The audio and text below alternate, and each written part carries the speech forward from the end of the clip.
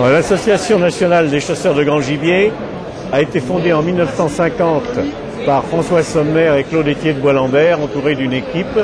Elle est à l'origine d'un certain nombre d'innovations dans le domaine de la chasse. On peut citer le plan de chasse, on peut citer surtout depuis quelque temps le brevet grand gibier que nous avons initié et qui est maintenant développé dans toutes nos associations départementales. Nous avons plus de 10 000 brevetés à l'heure actuelle et tous les ans, dans une soixantaine de départements, nous formons de nouveaux chasseurs à qui on donne ce fameux brevet. L'Association nationale des chasseurs de grand gibier, c'est aussi autre chose. C'est un certain nombre de publications. Nous venons de réaliser un ouvrage qui s'appelle Le Grand Gibier, qui est un ouvrage collectif et qui fait suite à une précédente édition qui a été complètement revue, mise au goût du jour et corrigée, si je puis dire.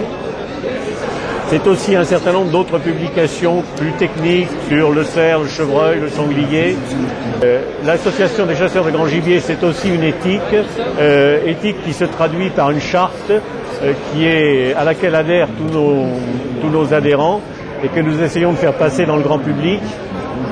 Nous nous battons, entre guillemets, pour le tir à balle du chevreuil, pour une chasse qualitative en ce qui concerne les grands animaux, le chevreuil également, mais moins.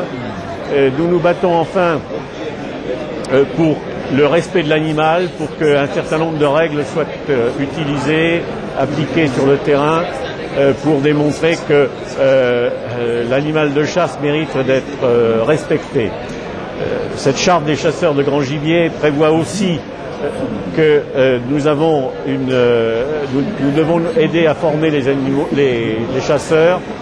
C'est le cas du brevet grand gibier dont je parlais il y a un instant.